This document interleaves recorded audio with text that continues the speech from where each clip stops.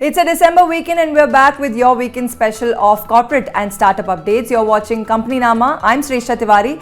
Let's kickstart with the corporate world updates first. Two of India's biggest business houses, the Adani Group and Reliance Industries, were expected to participate in the auction for insolvent Lanco Amarkantak Power, but the supposed clash turned into a whimper as both the groups declined to participate in the auction, citing a violation in the sale process. Lenders had invited three resolution applicants, which was Adani Power, Reliance Industries and a Power Finance Corporation REC team, which is the REC team, to bid at the auction.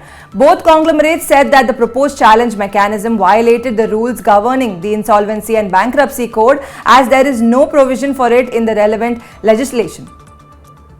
Max Healthcare Institute could be keen to buy Kolkata-based Imami Group's AMRI hospitals with a counter-offer that trumps an earlier Manipal Health Enterprises bid by 900 crore rupees. As per reports, sources close to Imami have said that Max has made a counter-offer of 2,700 crore rupees to buy the AMRI chain to strengthen its position in Eastern India. The counter-offer could trigger a potential corporate war between two of the country's leading hospital chains. Manipal has already approached a court to prevent AMRI to sell any of its shares.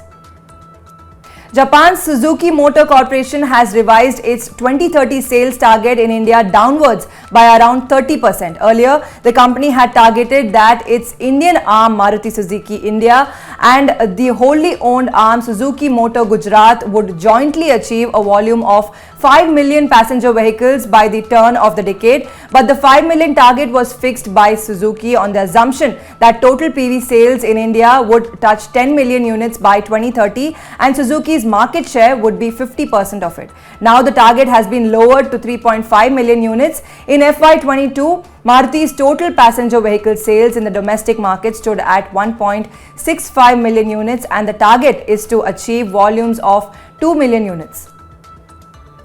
Britannia Industries Limited and French cheese maker Bel SA on 29th November said that they entered into a joint venture agreement to offer brands such as Bell's The Laughing Cow cheese in India to capitalize on the growing demand for packaged foods in India. As part of the agreement, Bell will acquire 49% of Britannia Dairy Private Limited, with Britannia Industries owning the remaining 51% stake in the joint venture. The entity will be renamed Britannia Bell Foods Private Limited.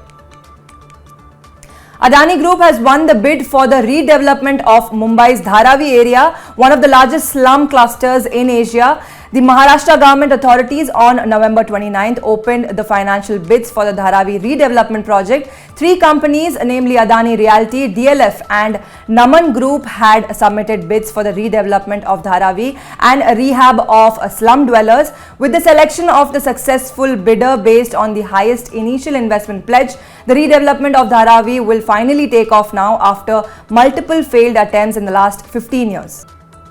After its strategic sale and the government's residual 15% stake in the lender, the IDBI Bank will continue to operate as an Indian private sector bank, the Finance Ministry said on 27th of November. According to the Finance Ministry, an appropriate dispensation for the new owner to achieve minimum public share holding over an extended period is under consideration. It also added that the winning bidder will have no restriction on undertaking corporate restructuring of the subsidiaries of IDBI Bank.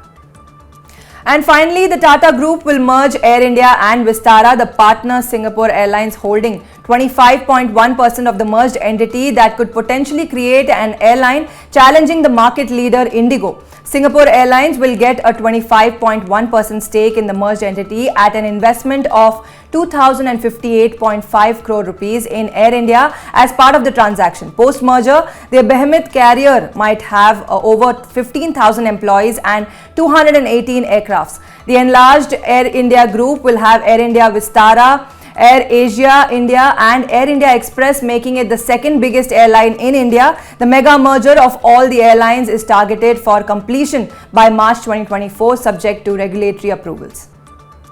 SEBI has given its no objection to the acquisition of IDFC AMC by a consortium led by Bandhan Financial Holdings Limited on November 30th. SEBI's nod comes a month after RBI had given its assent to the proposed acquisition, while the CCI gave its approval in August. As per the terms of the acquisition, BFHL will now own approximately 60% stake in IDFC AMC, whereas the other two members of the consortium, GIC and Chris Capital, will own 20% each.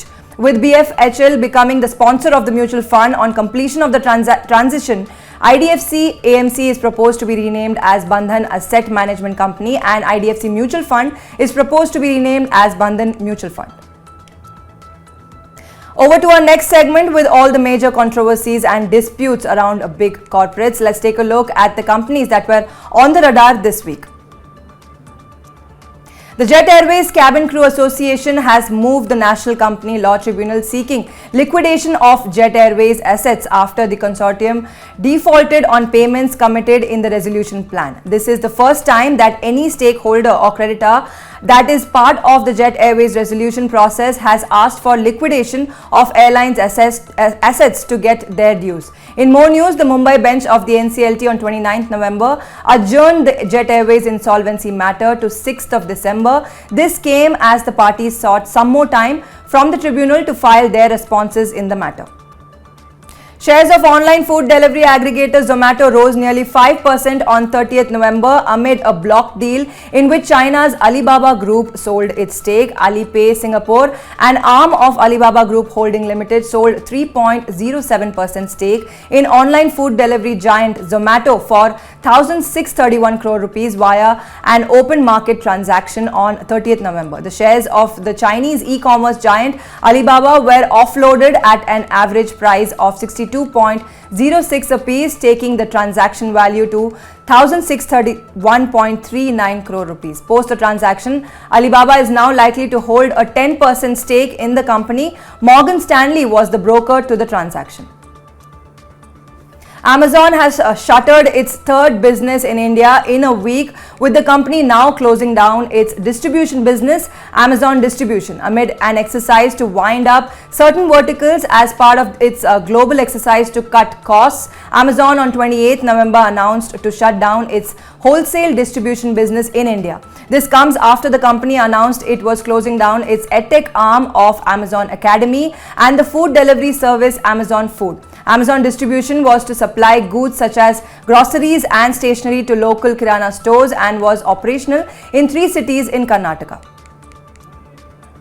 Creditors to relegate Finvest have approved a one-time settlement plan proposed by the company's management in what is the third such resolution of a non-bank lender outside the bankruptcy framework. Currently, some lenders from the Committee of Creditors said that the consortium was not complying with all the conditions precedent in the resolution plan. Bank of India was the last among the lenders to give its assent to the plan after a board meeting last week, clearing the decks for the settlement with the lenders.